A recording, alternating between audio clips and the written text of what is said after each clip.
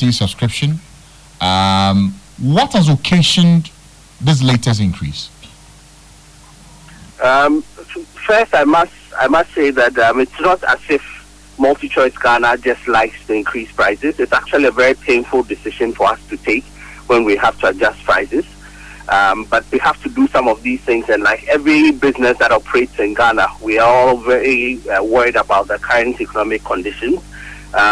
We are seeing inflation at about 42.5%, and you know what inflation does to the money in your pocket. Even before you spend it, you've lost a good chunk of it. Unfortunately, we are in that situation today, and we had a last increase in April. And due to the impact of inflation on our service and the cost of operations, we've had the occasion to adjust pricing effective the 1st of August. But you talk about inflation being one of the major reasons. Inflation numbers we've seen this year, we've seen a steady decline. So many are asking why we are not seeing that corresponding variation on the subscription monies that we're paying. So look at the current inflation number. It's at 42%. In February, we had the last increase. Inflation was at about 50 plus percent. But what has happened since then? We've kept the price stable. And you know that typically within the MultiChoice system, we try to hold the price as stable as possible. But we can only hold it for so long. After some time, the impact becomes just too much for the business, and we've got to remain sustainable to be able to continue to bring you the 14 European leagues that we bring you. We brought you the World Cup. We're bringing you the Aquaba Magic channels at great cost. And inflation is a big hit to businesses across Ghana, and we are one of them as well. Is inflation the only reason for the increase that we're seeing, or there's more to it? The main impact is coming from inflation, but generally the cost of operations continues to rise. You've seen the hikes in some of the utilities and other things across. If you check the pricing in February for some of the consumables in your home versus the pricing today, you realize that the gap is quite huge. But since February, we are one of the few businesses that have kept our prices constant.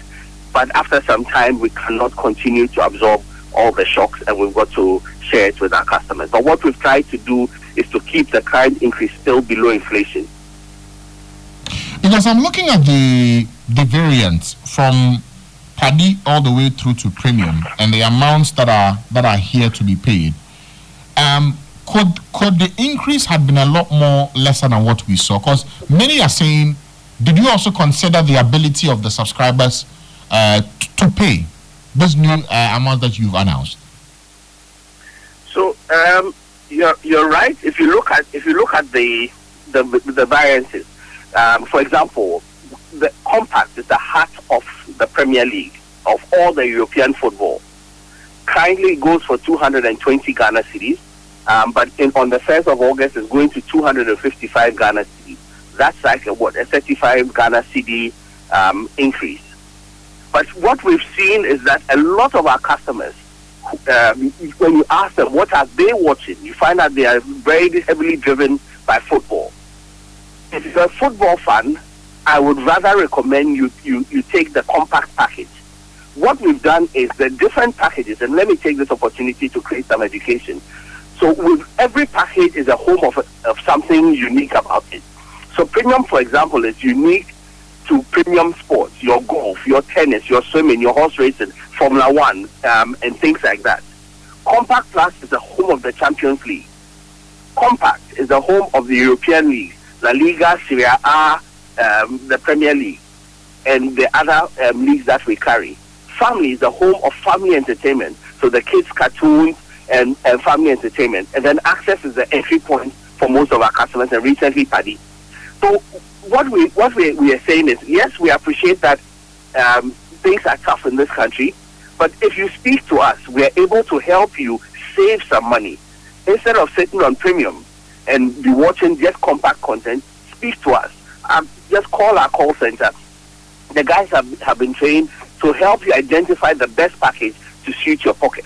But we continue to see some customers who have a premium subscription but are only watching European leagues.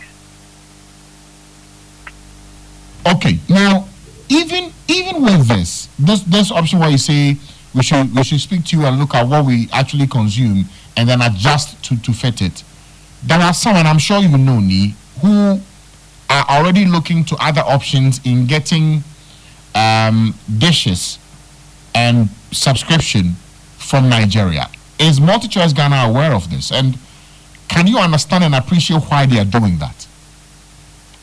So first, that is it's illegal to do that. One, the reason is that's a case of tax evasion. Your subscription in Ghana attracts taxes which goes to the government of Ghana. The subscription in Nigeria attracts taxes that goes to the government of Nigeria. So if these decoders, you need a special license to import decoders into this country. That's one. These decoders are smuggled into the country. Two, the decoders are not even in your name. It's pre-registered in somebody's name in Nigeria, and then you use it here. Unfortunately, what happens is we see huge cases of fraud where you're trying to pay your subscription and you pay it to somebody in some kiosk in some corner somewhere, and he consistently has been paying for you. Then one day he disappears, and we see these customers come to our office in Adeleke all the time, complaining that I paid at this person in this corner, and we say that we don't know that person. Remember that MultiChoice in Ghana is owned by 4 Ghanaians. This is a Ghanaian business that has been in Ghana for the last 30 years, creating employment for over 400 people directly, over 1,000 people indirectly, contributing over the last 30 years in excess of $18 million into the Ghanaian economy, creating jobs through the Aquaba Magic Channel. So it's a very dangerous development to be rather supporting a foreign country versus our own country, and it's such a painful thing to see. And they come every now and then. You see the customer come in. Yes, I paid my subscription at this unauthorized point, and the guys ran away with my money. And we tell you, sorry, we can't help you, because our business in Ghana is completely independent of the business in Nigeria. Remember that in some of the main differentiators, for example, you're paying about 7.5% on your subscription in Nigeria versus 20+% on the same base price. So those are some of the things that cause the difference: the strength of our currency, cost of operations in the country, satellite costs, and then inflation. These are some of the things that go into fixing the price. But it's unfortunate that we have such a high inflation in Ghana. And remember, we have reduced our prices before. We were in a similar situation about 8 years ago, and then when the city started performing better, we did reduce our pricing. So if things should improve over time and is consistent, we will not hesitate to drop our pricing. So, Nii, if I understand you correctly, I mean, even before we get to that link, say that again. Okay, so I'm actually asking that if you look at the gap in the pricing between Nigeria and Ghana, it's night and day. So big and so large, especially for those who are compact and above, and how much they're paying in Nigeria as against what's being paid in Ghana. What can be done for us to pay the Nigeria rate in Ghana? What can be done? One, the base price in US dollars is the same across the continent for every package. One of the big differentiators is the cost of operations in your country, the incidence of inflation, the stability of your local currency. Those are some of the big differentiators for us. If some of these indicators change, we should see some level of parity between Ghana and Nigeria. But unfortunately, incidence on tax on your subscription in Ghana versus that in Nigeria, the gap is quite yawning. The inflation here versus in Nigeria is quite a big one as well. The stability of our currency is also quite an issue. But remember that this particular increase is heavily driven by the cost of inflation. Wow. Okay. So for those who are asking that reduce the price, you're saying there's nothing you can do about it?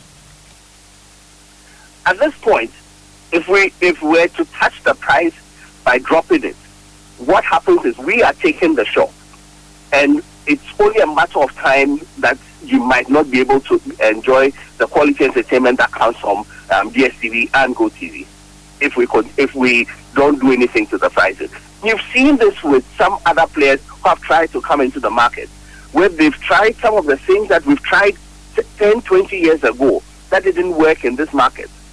And I don't want to mention names of some of these players, but look, in the recent past, how many pay TV operators have come into Ghana and have collapsed and left? And not just Ghana, but across the African continent. We have sustained this for 30 years because we've consistently been had a sustainable pricing system, and that's why you continue to enjoy all the 14 leagues, the 14 European leagues that we have, the great movies, the series, and local and international content that you get on your DStv and GOtv. Are you also mindful that this increases could affect your subscriber base and numbers? Because already I'm getting messages from people who are saying that they can't pay, they will stop virtually watching it altogether. Yes, we are. Once you touch your pricing, it can affect some subscribers.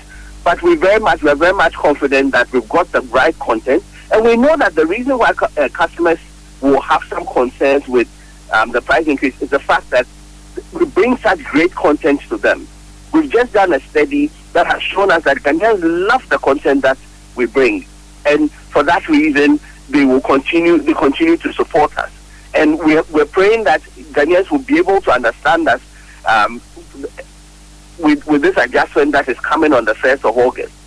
But we know that, yes, some customers might not be able to afford, but over time, we believe that they will come back. And for those who've decided to go the route of Nigeria and to bring in their decoders, what do you say to them? It's tax evasion. That's the first thing. And remember that there have been prosecutions with people who have bought some of these decoders, because essentially you are paying your taxes in a foreign country versus your own country. It's illegal to import decoders into Ghana without a proper license.